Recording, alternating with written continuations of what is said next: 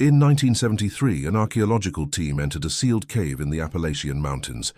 Only one came back. This is his suppressed testimony. The official report called it a bear attack. The truth is infinitely worse. I never truly believed the stories. Not really. In 1973, I was a man of science, or at least a student on the path to becoming one. The world, to me, was a collection of measurable phenomena, of things that could be catalogued, dated, and understood. Myths were the fossils of human fear, nothing more. But the Appalachian Mountains don't care much for modern certainties. They hold secrets older than any textbook, etched into stone and whispered on the wind.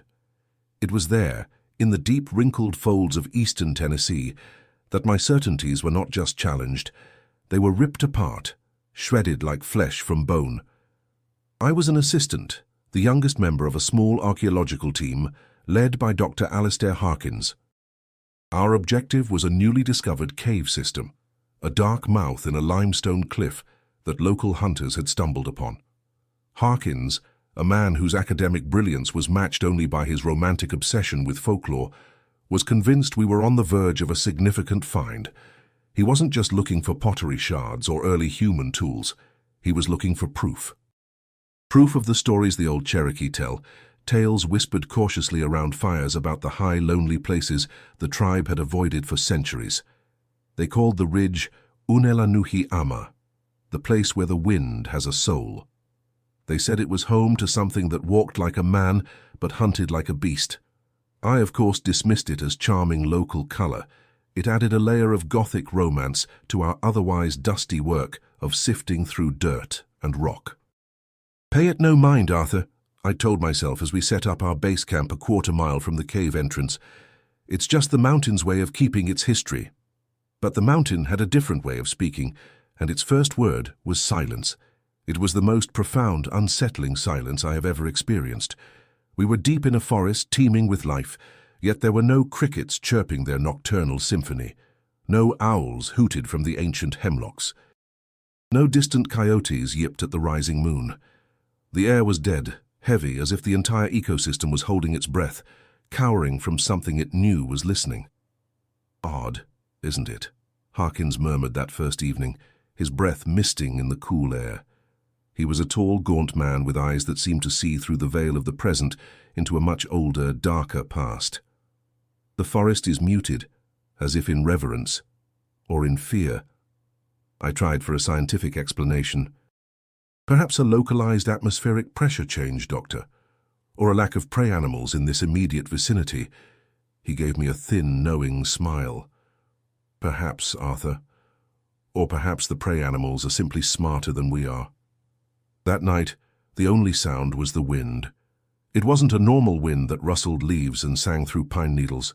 It was a low, resonant sigh that seemed to emanate from the ground itself, a deep, rhythmic exhalation that moved through the valley. It felt ancient, organic. "Listen," Harkins whispered, his eyes fixed on the dark silhouette of the ridge. "The mountains are breathing." His words, meant to be poetic, sent a cold spike of unease down my spine. I felt like a flea on the hide of some colossal, sleeping creature. And there was the smell. It was faint at first, carried on that strange wind. It wasn't the clean, loamy scent of the forest floor. It was thick, musky, and vaguely carnivorous. It reminded me of a butcher's shop left uncleaned for a day, mixed with the acrid tang of wet earth and something else. Something sharp and personal, like the scent of unwashed human sweat after a day of hard labor. I tried to place it, a bear's den, a rotting carcass, but neither felt right. This scent felt territorial. It was a warning, a line drawn in the air. We had crossed it, and something was now aware of our presence. I zipped my sleeping bag up to my chin, the canvas doing little to ward off the feeling of being watched from the oppressive darkness that pressed in on our small circle of firelight. The fire crackled and spat, its light pushing back the shadows, but it felt like a futile gesture. The darkness of those mountains was absolute, and I had the suffocating certainty that it was looking back. The following morning, the sun did little to dispel the gloom that had settled over me. The silence of the forest persisted, a constant low-level hum of wrongness in the back of my mind. The other two assistants, a quiet geology student named Chen and a boisterous but now subdued graduate named Miller, were also on edge. They spoke in hushed tones, their eyes constantly scanning the dense tree line that surrounded our camp. Only Harkins seemed energized, his face alight with a grim, almost feverish excitement. He saw the silence not as a threat, but as confirmation. "The sanctity of this place has been preserved," he announced, pouring black coffee into a tin mug. "It has not been disturbed for a very long time." Our task for the day was a preliminary survey of the cave's entrance and antechamber. I was on photography duty, my job to document every surface, every formation, before we began any serious excavation. The cave mouth was a jagged fissure in the rock, dark and imposing. The air that seeped out was cold and carried that same unsettling scent from the night before. Only now it was 100 times more potent. It was the smell of a root cellar, of decay, and underneath it all, that thick, cloying odor of old meat and wet fur. I stepped inside, my boots crunching on loose scree. The transition from the muted light of the overcast day to the deep black of the cave was jarring. Harkins and Miller followed with powerful gas lanterns, their hissing light casting long dancing shadows that made the rock walls seem to writhe. The antechamber was vast, a cathedral of limestone sculpted by millennia of dripping water. Stalactites hung like stone icicles from the ceiling high above, and the floor was a jumble of fallen rock. As I began my work, framing shots of the calcite formations, my flashlight beam swept across the western wall. I stopped. I moved the beam back. There, about 10 feet up the sheer rock face, were 4 parallel gouges, each as long as my arm. They were deep, cutting through the weathered surface of the limestone to the pale white rock beneath. "Doctor," I called out, my voice sounding small in the vast space. "You should see this." Harkins came over, his lantern held high. He peered up at the marks, his expression unreadable. Miller and Chen joined us, their chatter dying as they saw what I had found. "A bear," Miller suggested, though his voice lacked conviction. "A big one, maybe trying to climb." Harkins shook his head slowly. "The claw marks of a black bear are shorter, more curved. And look at the spacing. It's too uniform, too deliberate. Furthermore, a bear would have left marks all over, scrabbling for purchase. These are precise, 4 clean strokes." He was right. It didn't look like the work of a panicked or struggling animal. It looked like the work of something strong, methodical, and equipped with formidable natural weapons. I raised my camera and took a series of photographs, the bright flash momentarily illuminating the scene in stark detail. The scratches were clean, the edges sharp. "Could they be tool marks?" Chen asked. "From prospectors, maybe." "What kind of tool makes a mark like that?" Harkins countered, tracing one of the gouges with his finger. "And why here, 10 feet up a vertical wall? No, this was not made by a man's tool." I moved my light further along the wall, my heart beginning to beat a little faster. We found more sets of them, some higher, some lower, dotting the walls of the antechamber in a way that suggested a path. A climbing path, for something that didn't need ropes or pitons, for something that could sink its own claws into solid rock and pull its immense weight upwards into the darkness. I reached up, standing on a loose boulder to get closer to one of the lower sets of marks. My fingers brushed against the edge of a deep groove. A fine, white powder came away on my fingertips, freshly powdered limestone. My blood ran cold. I rubbed the dust between my thumb and forefinger. It was gritty, dry. This wasn't the work of centuries or even decades. The weathering patterns on the rest of the wall were ancient, stained dark by mineral deposits. But the scars themselves were pristine, a stark pale white against the grey stone. "Doctor," I said, my voice barely a whisper, "this dust, it's recent. These marks are fresh." Harkins looked at the powder on my fingers, and for the first time, the academic curiosity in his eyes was replaced by a flicker of something else.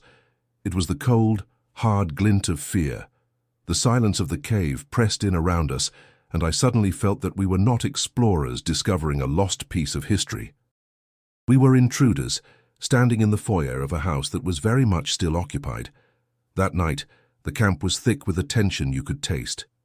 Miller tried to lighten the mood with a few bad jokes, but they fell flat, swallowed by the oppressive silence of the woods. Chen was quiet, cleaning his geological hammer with a nervous, repetitive motion. Harkins sat by the fire, staring into the flames, lost in thought. He had the old leather-bound journal where he transcribed local legends open on his lap, its pages filled with his spidery handwriting. The disturbing freshness of the claw marks had changed everything. The mystery had shifted from an academic puzzle to a potential present-day threat. We were no longer just dealing with the ghosts of Cherokee folklore. We were dealing with the tangible evidence of something large, powerful, and very much alive. We double-checked the perimeter of our camp, stacking extra firewood to keep the blaze high throughout the night. It felt like a flimsy defense against a threat we couldn't even name. I retreated to my tent early, exhausted but unable to sleep. Every snap of a twig, every rustle of the wind against the canvas sent a jolt of adrenaline through me. I lay there for what felt like hours, listening to the rhythmic breathing of the mountains, a sound I now associated not with nature, but with a slumbering menace.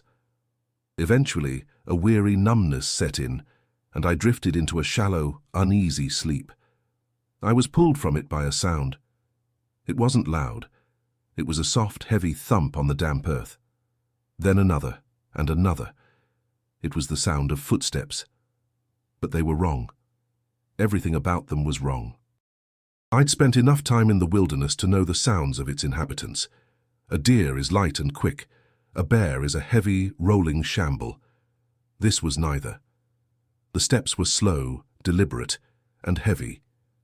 Incredibly heavy. I could almost feel the vibration through the ground. They were circling the camp just outside the ring of firelight. I held my breath, straining to listen, trying to build a picture of the thing that was making them, and that's when the true horror of it began to dawn on me. The rhythm was broken. Thump, thump, a bipedal gait, the sound of something walking on two legs, like a man. The steps were ponderous, weighty, but undeniably two-legged. I imagined a large man, a lost hunter perhaps, and felt a brief flicker of relief. Then the rhythm changed. Thump, thump, thump, thump. The sound shifted seamlessly into the 4-beat cadence of a quadruped. A heavy one like a horse or a bull, but there was a dragging quality to the back steps, a scrape of something hard against the ground. It moved a few dozen yards with this gait, the sound of its passage a terrifying, animalistic shuffle. And then it stopped. The silence that followed was a physical pressure, a suffocating blanket of anticipation. I could hear my own heart hammering against my ribs. What was it doing? Was it watching, sniffing the air? Minutes stretched into an eternity. Then the sound began again from a different direction. Thump, thump. It was on two legs again. My mind reeled, trying to process the impossibility of it. No animal I knew of could so fluidly alter its method of locomotion. No man could weigh that much or move with such a strange, bestial cadence. It was something in between, something that didn't fit into any known category of biology. It was something that walked like a man and prowled like a beast. Suddenly the flap of Harkin's tent was thrown open. I saw his silhouette against the firelight as he emerged, holding a powerful, battery-operated lantern. "Who's there?" he called out, his voice steady but strained. "Show yourself." There was no answer, but the sighing of the wind. Harkin swept the beam of the lantern in a wide arc, cutting through the darkness. The light illuminated the dense wall of trees, the steam rising from the creek, the familiar shapes of our camp. For a moment there was nothing. Then the beam caught it. For less than a second, just at the edge of the light's reach, 2 points of light flared into existence. They weren't the red or green eyeshine of common nocturnal animals. They were gold, a brilliant molten gold like 2 coins burning in the night. They were set wide apart and were unnervingly steady. They didn't blink. They just stared. "My God," Harkins breathed. He swung the lantern back to fix on the spot, but they were gone. There was no sound of retreat, no crashing through the underbrush. They had simply vanished into the absolute blackness from which they had appeared. Harkins stood frozen for a long moment, the beam of light trembling slightly in his hand. Then he slowly lowered it. The broken, shuffling footsteps did not return, but the silence that reclaimed the night was 1,000 times more terrifying. We were no longer just being circled. We had been seen. We had been assessed. And the thing with golden eyes was still out there, watching us from a darkness its gaze could penetrate far better than our feeble lights ever could. The dawn brought a miserable grey drizzle that seemed to weep from the sky, turning the campsite into a muddy mess. No one had slept after Harkin's encounter. We huddled around the smouldering remains of the fire, nursing mugs of coffee, the conversation strained and sparse. The story of the golden eyes and the impossible shifting footsteps had stripped away our last vestiges of scientific detachment. This was no longer an expedition. It was a vigil. Harkins was the one who broke the spell. "We need to see the tracks," he said, his voice grim. He looked older this morning, the lines on his face etched deeper by a sleepless night. "Knowledge, gentlemen. It is our only weapon against fear." He led the way to the small muddy creek that bordered our camp, the area where the sounds had been most pronounced. The rain had softened the ground, which was both a blessing and a curse. It would make any impressions clear, but it would also erase them quickly. We spread out, our eyes scanning the churned-up earth. It was Chen who found the first one. "Doctor, over here." We gathered around. There, pressed deep into the dark, wet mud, was a print. My mind struggled to comprehend what I was seeing. It was, in its basic shape, a foot, a human foot. It had a clear heel, an arch, and the distinct impressions of 5 toes. But the scale of it was monstrous. It was easily 1.5 feet long and impossibly broad. My own size 10 boot looked like a child's shoe next to it. The sheer weight of the creature had sunk the print a good 4 inches into the mud, but the most terrifying detail was at the end of each toe. Where a toenail should have been, there was a deep, vicious slash in the mud, a puncture mark over 1 inch long, left by a thick, curved claw. It was a perfect, horrifying hybrid of man and predator. This is impossible," Miller stammered, his face ashen. Harkins knelt, his expression one of intense, morbid fascination. He pulled a tape measure from his coat pocket. "Look here," he said, his voice a low, academic murmur that did nothing to soothe our nerves. "The stride." He pointed to another partial print a few feet away. "From the heel of this print to the toe of the next, the stride is nearly 7 feet long. This is a bipedal creature, and it is gigantic." We followed the trail. The tracks led from the tree line, circled the clearing where our tents were, and then headed back towards the dense woods that climbed the ridge toward the cave. As we tracked them, we saw where the pattern changed. The clear bipedal prints would suddenly become a confused mess of churned earth, and emerging from that mess would be a set of 4 prints, 2 large clawed feet and 2 smaller, though equally clawed impressions that looked horribly like giant, malformed hands. It had dropped to all 4s. Then, yards later, the pattern would reverse, the 4 prints giving way again to the 2 massive clawed feet. What walks between? The phrase, a fragment from Harkin's journal of Cherokee lore, echoed in my head, a thing that was neither one nor the other. As we stood there, staring at the irrefutable proof on the ground, the sky opened up. The drizzle turned into a cold, driving rain. Thunder rumbled in the distance, a low growl that vibrated through the soles of our boots. The storm was rolling in, fast and hard. "We can't stay out here," Miller shouted over the rising wind. "The tents will never hold up in this." Harkins looked from the tracks to the sky, then to the dark maw of the cave on the mountainside. A strange fatalistic calm had settled over him. I saw the decision form in his eyes before he even spoke the words. It was a decision born of a terrible, flawed logic, the idea that you could escape a monster by running into its home. "He's right," Harkins announced, his voice carrying over the wind. "The storm will be severe. We'll be exposed here. Our best chance for shelter is the cave." "Doctor, are you serious?" I protested, a knot of ice forming in my stomach. "After what we've seen, the thing that made these tracks, it lives there."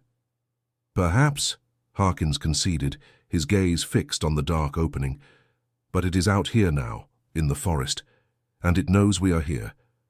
Inside the cave, we have solid rock around us, A single defensible entrance. We can keep a fire going. It's safer than being out in the open, waiting for it to return. His reasoning felt insane, a desperate gamble driven by a lifetime of academic curiosity that had now curdled into a confrontation with the subject of his obsession. But the wind was tearing at our clothes, the rain was blinding, and the thought of spending a night in a flimsy tent while that thing prowled the woods was equally terrifying.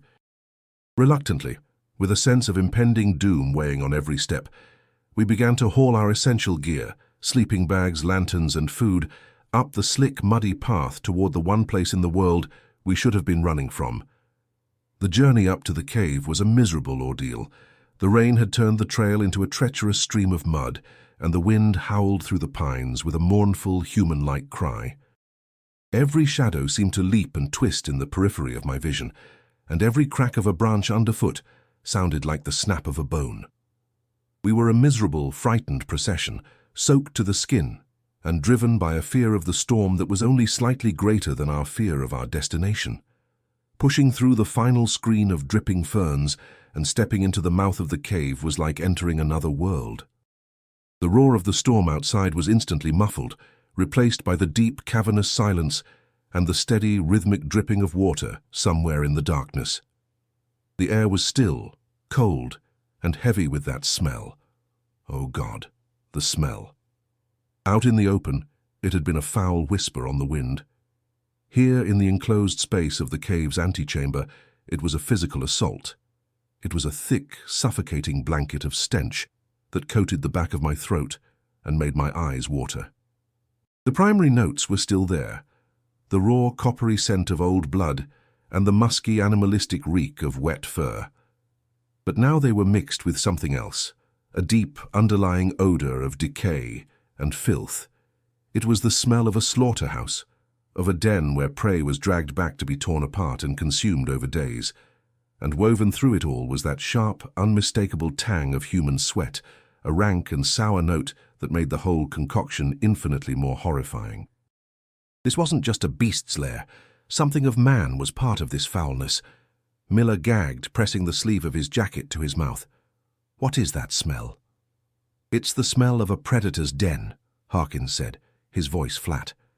He seemed almost immune to it, his senses focused on something beyond the immediate physical repulsion. He set down his lantern, its bright hiss cutting through the gloom. "Set up camp here, in the center. We'll build a fire. The smoke should help." We worked with a frantic, nervous energy, dropping our wet packs onto the dusty floor. The space felt immense and threatening. Our lantern light only reached so far, leaving the deeper recesses of the chamber and the mouths of the tunnels leading off it in absolute impenetrable blackness. I couldn't shake the feeling of being in the gullet of some titanic creature, the rock walls like ribs around us, leading down into an unseen, unknowable stomach.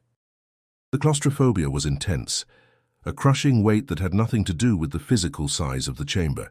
It was the suffocating certainty that we had willingly walked into a trap. While Chen and Miller worked on starting a fire with the dry wood we'd managed to bring, I took a walk around the perimeter of the light, my own flashlight beam cutting a nervous path through the shadows. The claw marks on the walls seemed to stand out in stark relief, no longer a geological curiosity, but a clear declaration of ownership. This was its territory. The floor was littered with bones, most of them old and bleached white. I recognized the skulls of deer and the delicate rib cages of smaller animals, but then my light fell on something else, a tattered leather hiking boot half buried in the dirt. It was an old model, but not ancient. And a few feet from it, I found the splintered remains of a large femur. It was too long, too thick to have come from a deer. My stomach clenched. I didn't need to be an expert in anatomy to know I was looking at a human bone. I backed away slowly, my light still fixed on the bone as if it might suddenly move. I didn't say anything to the others. What was the point? We were already here, trapped by the storm outside and by our own foolish decision. Telling them would only amplify the panic that was already simmering just below the surface. I returned to the growing fire, its warmth a small comfort against the damp chill of the cave. The flames danced and cast our shadows, huge and distorted, against the ancient walls. We sat in a tight circle, The fire in the center, our backs to the darkness. We had made our shelter, our defensible position, just as Harkins had wanted, but it didn't feel safe. It felt like we had just locked the doors of a haunted house from the inside. We had barricaded ourselves in with the ghost, and then, from the profound blackness of the largest tunnel that led deeper into the mountain, we heard it. It wasn't loud. It was a low, resonant rumble, like the sound of a distant subway train. But it was rhythmic. It was organic. It was the sound of a deep, slow exhalation. The cave itself seemed to sigh. The lair was breathing, and we were in its lungs. The fire, which had been a source of comfort just moments before, now seemed like a beacon, a spotlight announcing our presence to whatever resided in the deep dark. The four of us sat frozen, our faces pale in the flickering light, our eyes locked on the black, gaping maw of the tunnel from which the sound had come. The breathing continued, a slow, metronomic rhythm of immense lungs filling and emptying. Whoosh, whoosh. It was a sound of deep sleep, the sound of a large animal at rest. We had invaded its home while it slept. "Don't move," Harkins whispered, his voice taut as a wire. "Don't make a sound." It was a useless command. I felt as if my limbs had been filled with lead. My heart was a frantic drum against my ribs, the only sound I could hear besides that awful rhythmic respiration and the steady dripping of water somewhere off to our left. Time seemed to slow down, to stretch and warp. Every second was an agony of anticipation. The breathing pattern changed. It became shallower, quicker. The slow, deep rhythm of sleep was replaced by the more alert breathing of something waking up. A low grunt echoed from the tunnel, a sound of groggy discontent, like a man stirring from a heavy slumber. It was followed by the sound of movement. It wasn't the sound of paws on stone. It was the heavy scrape of something massive shifting its weight, the clatter of dislodged rocks tumbling into the darkness. Miller let out a small, choked whimper. Chen had his geological hammer clutched in his white-knuckled fist, a pitiful weapon against the unknown. I found myself gripping the heavy-duty tripod for my camera, its metal legs cold and solid in my sweating palms. Then came the growl. It started low, a vibration that seemed to travel through the stone floor and up into my bones. It wasn't the clean, guttural snarl of a wolf or a bear. It was thick, wet, and filled with a resonant complexity that was deeply, horribly wrong. It rose in pitch, and within the sound I could hear something else. It was a rasping, almost linguistic quality, as if the growl was being forced through vocal cords that had once been shaped for speech. It sounded like a word being strangled at birth, a voice box caught between a human utterance and a bestial threat. It was a sound of pure, intelligent rage, a voice not meant for any man to hear. The breathing was closer now, punctuated by low, wet, snuffling sounds. The thing was sniffing the air, catching our scent. It knew we were here. The smell of our fear must have been a dinner bell.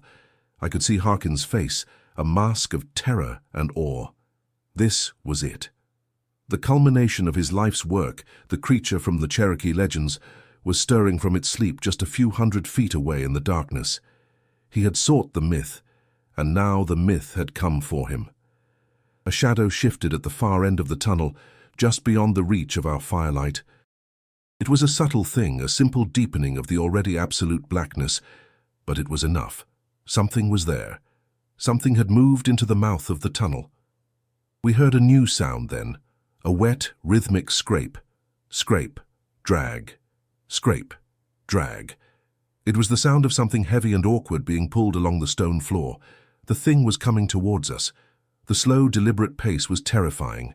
It wasn't rushing. It wasn't charging. It was taking its time. It knew we were trapped. The storm was raging outside, and the only way out was past it. The breathing was loud now, a harsh, ragged panting that seemed to suck the very air from the chamber, and with it came the smell, a wave of such concentrated foulness that I gagged, tasting bile at the back of my throat. It was the smell of the grave, of the abattoir, of rot and raw, primal hunger. I tightened my grip on the tripod, my mind screaming, "Run, run, run!" but my body was paralyzed. All I could do was stare into the oppressive darkness of that tunnel, where a shadow was slowly detaching itself from the other shadows, taking on a form and a substance that my mind refused to accept. The scraping stopped. The panting grew louder, closer. It was right there at the edge of the light, just beyond what we could see, waiting. The hunter was enjoying the terror of its cornered prey. For a long, heart-stopping moment, there was only the sound of its breathing and the frantic pounding of our own blood in our ears. The thing remained just out of sight, a hulking presence in the darkness, a void in the shape of a monster. The tension was a physical thing, a high-pitched whine in the air. Then it took a step. A single, massive, claw-tipped foot, obscenely human in its five-toed shape, emerged from the darkness and planted itself in the orange glow of the firelight. The claws, thick and yellowed like old ivory, scraped against the stone. Then another foot followed. Slowly, deliberately, the creature emerged from the tunnel and into the wavering light of our camp. My mind simply stopped working. What I was seeing was a biological impossibility, a nightmare given flesh and bone. It was immense, its hunched shoulders so broad they would have had to turn sideways to fit through a normal door. Even stooped, its head was nearly scraping the 10-foot-high ceiling of the chamber. Its body was a grotesque parody of a human form, but draped in a thick, matted coat of coarse black fur. The fur was caked with mud and streaked with something dark and sticky that could only be dried blood. Its arms were too long, its legs bent at an unnatural angle, allowing it to shift its weight between a bipedal stance and a four-limbed crouch with terrifying ease. But it was the head, the face that would be burned into my memory forever. It was not the simple lupine head of a wolf. It was a horrifying fusion, a twisted sculpture of man and beast. The jaw was elongated, powerful, and filled with a nightmarish collection of teeth, canine fangs that were far too long, interspersed with molars that were unnervingly human in shape. A wet, black nose twitched, sniffing the air, and its lips, thin and dark, peeled back in a silent snarl. And the eyes. My God, the eyes! They were the same golden eyes Harkins had seen in the forest, but up close they were 1,000 times more terrifying. They weren't the flat, unthinking eyes of an animal. They glowed with a fierce, malevolent intelligence. They were the eyes of a calculating predator, of a creature that knew what fear was and savored it. They flicked from Harkins to Miller to Chen, and then they locked onto me. In their molten depths, I saw my own reflection, small and terrified. I saw hunger, not the simple hunger of an animal for food, but a deeper, more conscious hunger, a hunger for the act of the kill itself. The creature let out a low noise, a guttural rumble that vibrated in its chest. It was that same almost human sound we had heard before, a distorted syllable trying to fight its way through a bestial throat. The world narrowed to that single impossible creature standing before us. My scientific mind, my rational brain, was screaming in denial, but my primal instincts, the ancient part of me that knew the things that hunt in the dark, recognized it immediately.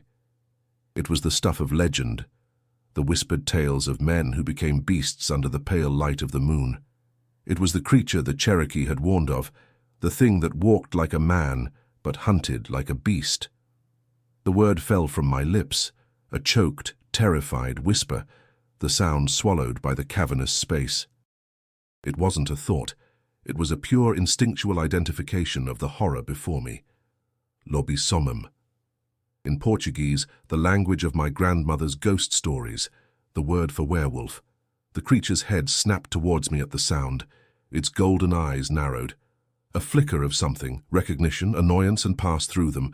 It drew in a deep, ragged breath, its massive chest expanding, and the thin lips peeled back further, baring its full, horrific dentition. It had heard me. It had understood, and the time for waiting was over. The moment after I spoke, the word was one of absolute crystalline silence. The creature, Harkins, Miller, Chen, myself, we were all frozen in a tableau of impending violence. The thing's golden eyes were still locked on me, its body tensed like a coiled spring. I saw the muscles in its powerful haunches bunch, preparing to launch itself across the intervening space. I was its target. I had named it. I had seen it for what it was. But it didn't leap at me. In a blur of matted black fur and unnatural speed, it moved. It didn't lunge with the wild abandon of a frenzied animal. Its attack was precise, economical, and terrifyingly intelligent. It bypassed me, bypassed the cowering Miller and Chen, and went straight for the one it perceived as the leader. It went for Harkins. Harkins had no time to scream. He had risen to his feet, a geological pick held uselessly in his hand, his face a mask of horrified fascination. The creature covered the 20 feet between them in 2 massive, ground-eating strides. There was a sound like a freight train hitting a side of beef, a wet, percussive thump that echoed off the cave walls. The creature's immense shoulder slammed into Harkins' chest, lifting him off his feet. I saw Harkins' body go limp, a marionette with its strings cut. The creature's jaws, impossibly wide, clamped down on his shoulder and neck. The sound that followed will never leave me. It was not the tearing of flesh. It was the sharp, sickening crack of a thick branch being snapped over a knee. The sound of a human spine breaking. The other 2 assistants finally broke from their paralysis. They screamed, high, thin, terrified screams that were an obscenity in the ancient silence of the cave. But they didn't run towards the exit.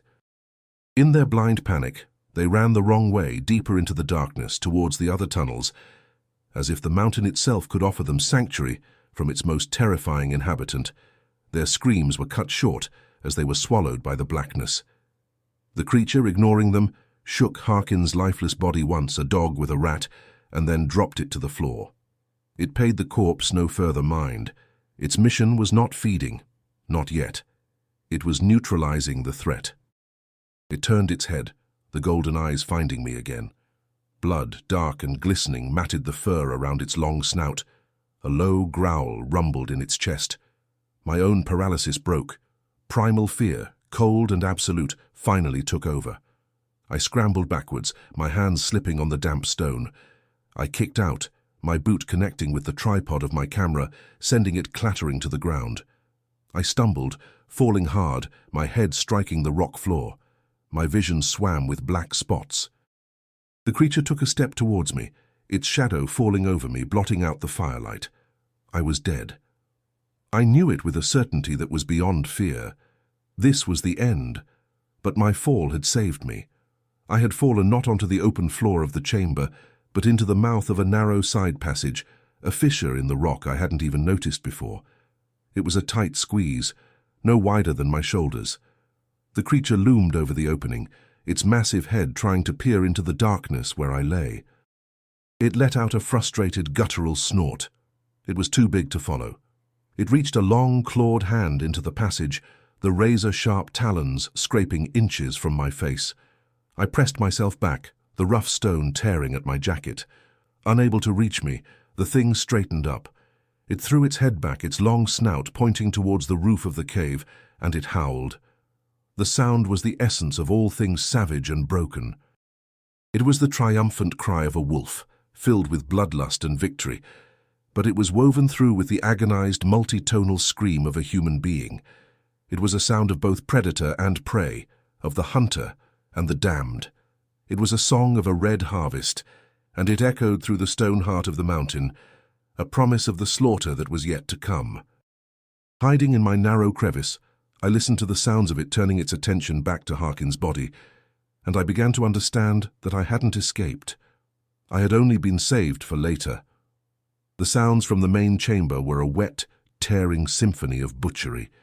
I lay curled in my rocky crevice, my eyes squeezed shut, trying to block them out. But you can't block out sounds like that. They bypass your ears and seep directly into your bones.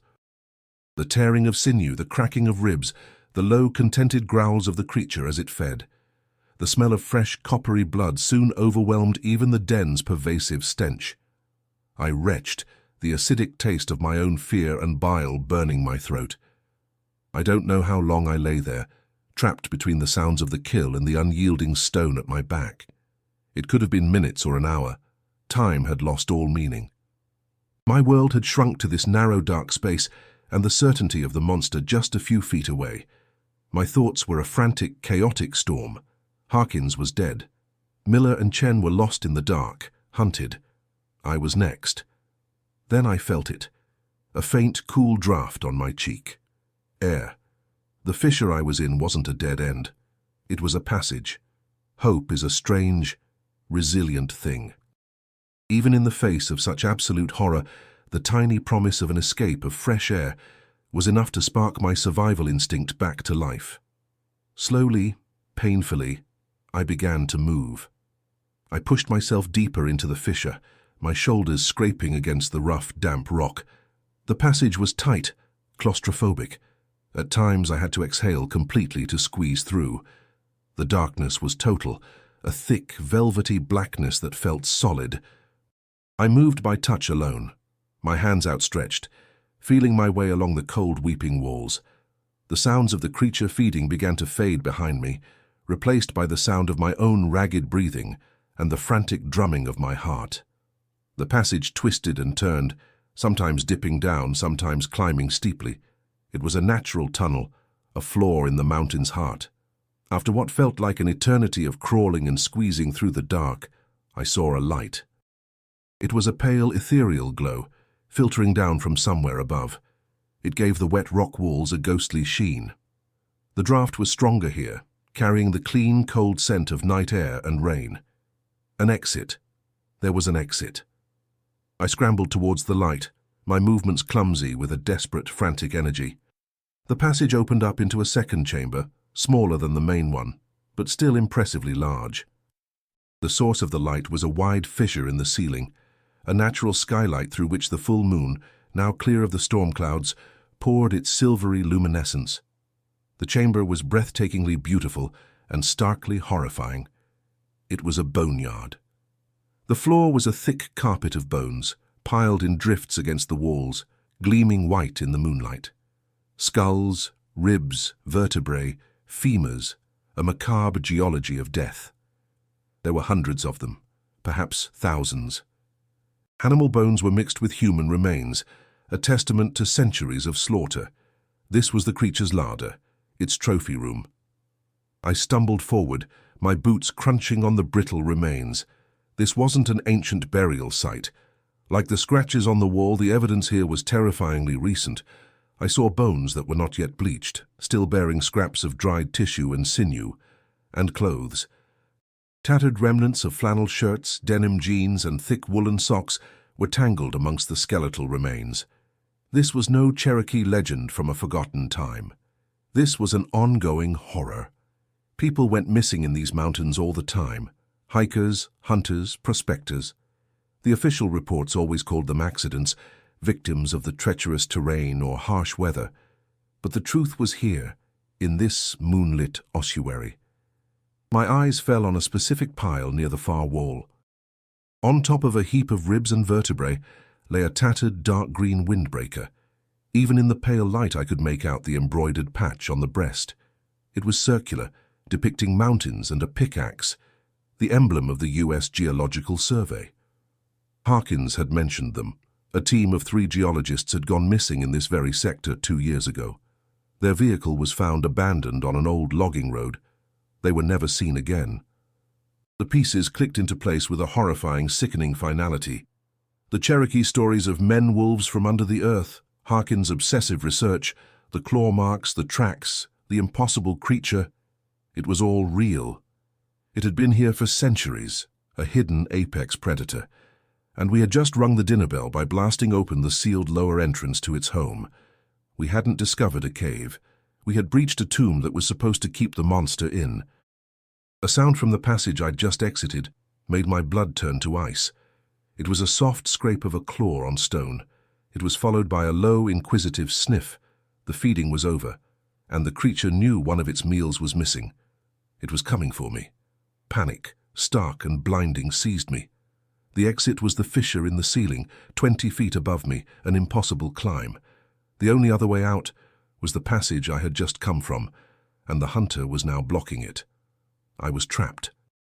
Cornered in a room full of its previous victims, my eyes darted around the chamber, searching for a weapon, a hiding place, anything. The bones offered no comfort, only a vision of my own future. My gaze fell on a dark opening on the far side of the chamber, another tunnel, a potential escape route. Without a second thought, I scrambled towards it, my feet slipping on the loose bones. I plunged into the new tunnel, the moonlight disappearing behind me, swapping one darkness for another. This passage was wider, allowing me to run stooped over. I didn't know where it led, but anywhere was better than the boneyard. Behind me, I heard the creature enter the chamber. It didn't roar, it didn't howl. It made a low, guttural sound, a noise of displeased discovery. It knew I had fled. Then I heard the sound of its movement, and the chase began. But it was not a frantic pursuit. That was the most terrifying part. I could hear it moving behind me, but it wasn't rushing. Its pace was measured, deliberate. Sometimes I would hear the heavy, four-footed thump-thump-thump-thump of its beastly lope. Other times, the sound would shift to the slower, two-footed tread of its more human-like gait. It was a hunter that was supremely confident, secure in the knowledge that its prey had nowhere to go. It knew these tunnels, this labyrinthine network inside the mountain. This was its home ground. The psychological torment was worse than a straightforward chase. The creature would fall silent for long stretches, and I would think foolishly that I had lost it. I would slow my own frantic pace, my lungs burning, and listen. The silence would stretch, thick and absolute. And then, from a direction I didn't expect, a side passage or even from ahead of me, I would hear the soft scrape of a claw on stone or a low sniffing sound. It was herding me. It was playing with me. It was driving me deeper into the mountain, cutting off any passages that might lead back towards the main entrance. I was a rat in a maze, and the maze keeper was a patient, sadistic monster. I ran on, my flashlight beam bouncing erratically, revealing fleeting glimpses of damp rock walls and endless branching tunnels. My mind was a blur of terror. I thought of Harkins, of his morbid curiosity finally answered in the most brutal way imaginable. I thought of Miller and Chen, lost in the dark, and wondered if they were already dead, or if they were being hunted like me. At one point, I stumbled into a small cavern where a thin stream of water trickled down the wall into a pool. I fell to my knees, scooping handfuls of the icy water into my mouth, my thirst a burning fire in my throat. As I drank, my light played over the walls of the small chamber. They were covered in scratches. But these were different from the deep gouges near the entrance. These were frantic, overlapping, a chaotic mess of claw marks concentrated around a fissure that had been blocked by a rockfall. It looked as if something had been trying to dig its way out, or in. The legends Harkins had read to me came flooding back, stories of the curse, of the agonizing, unwilling transformation, of the beast's rage being fueled by the trapped man's horror. Was this its prison, as well as its lair? A place where the human side of the creature, in its brief moments of clarity, clawed at the walls in a desperate attempt to escape its own monstrous flesh. The thought was so horrifying that I scrambled to my feet and ran, the creature's tragedy doing nothing to lessen my own terror.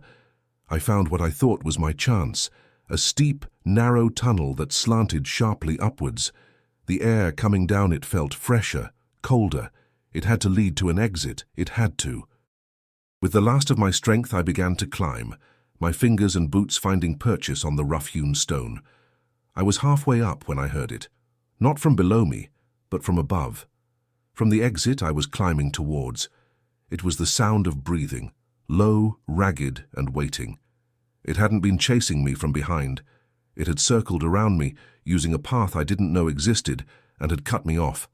It had herded me into this final dead-end trap. The hunter's patience had paid off. I was pinned, with the monster above and a sheer drop below.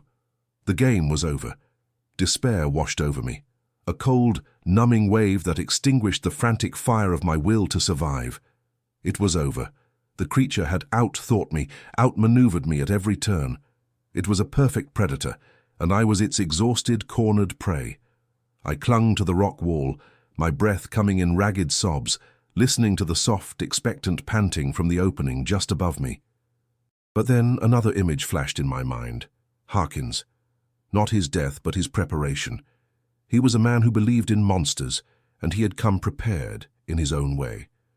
He always carried an emergency kit, and in it, besides flares and first aid, he kept a powerful short-barreled .30-30 rifle, broken down for easy transport. For bears, he'd always said, with a twinkle in his eye that now seemed like a grim premonition. I had seen his pack near where I'd fallen, close to the entrance of the fissure. It was a suicidal, insane idea, but it was the only idea I had left. With a surge of desperate adrenaline, I let go of the wall. I didn't fall far, landing with a jarring thud on the tunnel floor below. My ankle screamed in protest, but I ignored the pain. I scrambled back down the tunnel, away from the breathing, away from the trap. I heard a low growl of surprise from above, the sound of the creature realizing its prey was not behaving as expected. I raced back through the passages I had just fled, my memory of the twists and turns now guided by a single, desperate purpose. I burst back into the boneyard, my flashlight beam a frantic metronome of light and shadow, and threw myself into the tight fissure that led back to the main chamber. I emerged cautiously. The fire had burned down to glowing embers, casting a hellish red light on the scene. Harkin's body was a mangled ruin, a dark shape on the stone floor. The creature was nowhere to be seen. It was still in the tunnels, likely making its way back from the upper passage. I had minutes, maybe only seconds. I located Harkin's canvas pack, ripped it open, and my fingers closed around the cold, oily steel of the rifle's stock and barrel. My hands were shaking so violently I could barely fit the two pieces together. The action clicked into place. I fumbled with the box of cartridges, my numb fingers spilling them onto the floor. I managed to thumb 3 rounds into the loading gate. It wasn't much, but it was better than a tripod. Clutching the rifle, I made my decision, not the tunnels, not the maze. The only way was out, the way we came in. The storm had passed, and the main entrance was my only hope. I limped towards it, my ankle throbbing with every step. Just as I reached the mouth of the cave, I heard a roar of pure fury from the tunnels behind me. It knew I was going for the exit. I could hear its heavy, frantic footsteps, no longer patient, but filled with a desperate rage. It was coming. I stumbled out of the cave and onto an open ledge, the cool night air a shocking slap to the face. The full moon hung in the sky, a perfect silver disk, flooding the valley with its cold white light. I turned, my back to the sheer drop, and raised the rifle. My cheek pressed against the cold wood of the stock.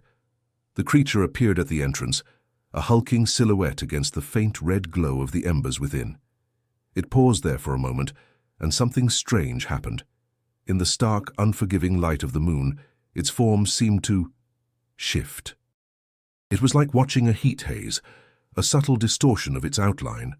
The hunched, bestial posture straightened, the spine aligning itself into something more erect, more man-like. The thick fur seemed to ripple, as if the very muscles beneath were reconfiguring themselves. It took a hesitant step out onto the ledge, into the full glare of the moon, and it looked at me. For a heart-stopping second, the savage, golden fire in its eyes was banked. It was replaced by a flicker of something else, something ancient and deeply sorrowful. It was a look of lucid awareness, of a horrified intelligence staring out from behind the eyes of a monster. It was the look of a prisoner, looking through the bars of his own flesh. In that moment I didn't see a beast, I saw a curse. The moment shattered. The bestial rage flooded back into its eyes, the flicker of humanity extinguished. The lips peeled back from its teeth in a low snarl. It lowered its head, the muscles in its shoulders bunching. But that moment had been enough. It wasn't just an animal. It was something more. And maybe, just maybe, it could be killed. The creature lowered itself into a 4-point crouch, preparing to launch itself across the ledge. The distance was no more than 15 feet. It would be on me in a single, terrifying bound. My hands were slick with sweat on the rifle. The sights wavered, a frantic dance against the backdrop of the creature's massive, dark chest. All my fear, all my grief for Harkins, all my primal terror coalesced into a single point of focus. I squeezed the trigger. The explosion of the .30-30 was deafening in the mountain stillness. The rifle kicked back against my shoulder like a mule, the recoil nearly sending me over the edge of the precipice. For a moment, the muzzle flash blinded me, a brief, violent starburst of orange and white. I heard the impact, a heavy, wet thwack, followed immediately by a sound that was far more terrifying than any growl or howl. The creature shrieked. It was a high, piercing scream of agony, and it was devastatingly, undeniably human. It was the sound of a man in mortal pain. The creature staggered back, clutching at its chest with a clawed hand that looked horribly like a man's. Dark blood, black in the moonlight, gushed between its fingers. It looked down at the wound, then back up at me, its golden eyes wide with a mixture of shock, pain, and pure, unadulterated hatred. It was not the reaction of a wounded animal. It was the reaction of a murdered man. It tried to take another step forward, a vengeful growl rumbling in its throat, but its legs buckled. It fell to one knee, its massive head hanging low. It was wounded, badly, but it was not dead. I worked the rifle's lever action, the spent cartridge ejecting with a metallic clink, a fresh round sliding into the chamber. I raised it again, my sights centered on its head. But I didn't fire. The creature, on its knee, slowly lifted its head. It did not look at me. It looked up at the moon.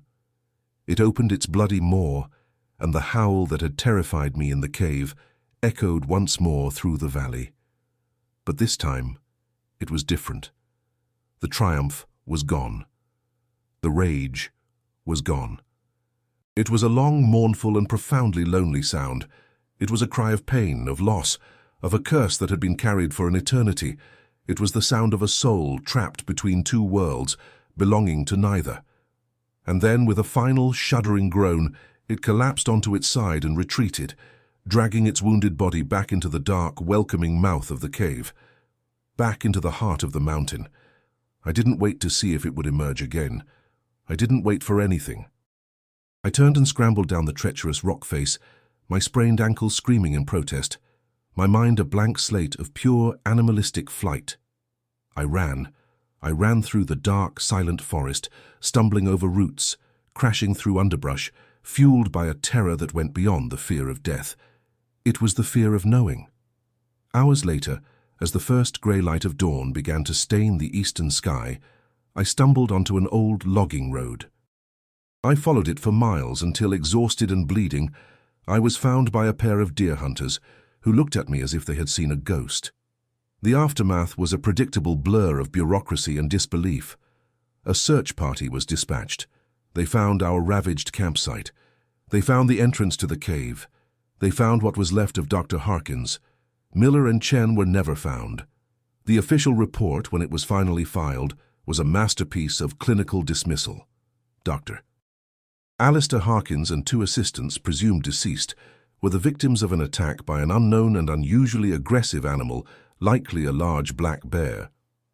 My own testimony was attributed to trauma-induced hysteria, a waking nightmare brought on by the shock of the event. The tracks were explained away as geological anomalies in the mud. The claw marks were dismissed as scars from prospecting tools. The secret of the cave was buried again, this time under a mountain of paperwork. I left academia. I could no longer look at bones and see history. I could only see the boneyard in the moonlight. I moved away from the mountains, but it didn't matter. You can't outrun an echo. It's been 50 years. I am an old man now, and the world has changed. But the mountains haven't. They are still there, ancient and patient, holding their secrets. I spend my nights in a different kind of archive now, a digital one, scouring news reports and online forums for whispers, for patterns. A hiker gone missing in the Laurentians, a camper found mauled in the Ozarks, strange tracks found near a cave in British Columbia. The reports are always the same: bodies partially devoured, impossible claw marks high on trees, footprints that shift and change and then vanish, as if their maker simply stood up and walked away like a man. They are real. They are still out there, hidden in the deep, dark places of the world, in the entrails of the earth. We haven't forgotten them. We've just chosen to believe they are only stories. But I know the truth. I was there when a secret was unearthed, when a myth bled and screamed like a man. And every night, when the wind blows from the east, I can still smell it, the faint, lingering scent of damp fur and old blood. and I know that in the heart of the mountain the breathing continues. Thank you so much for joining me for this terrifying tale. If you felt that chill run down your spine, please consider subscribing to the channel and hitting that like button. It truly helps more than you know. Leave a comment below and let me know what you thought of Arthur's harrowing experience. And I have to ask, what city or country are you watching from? And have you ever heard local stories or legends about werewolves or strange creatures in your region? Share your tales in the comments. I read every single one. Until next time, stay safe and be careful what secrets you go digging for in the dark.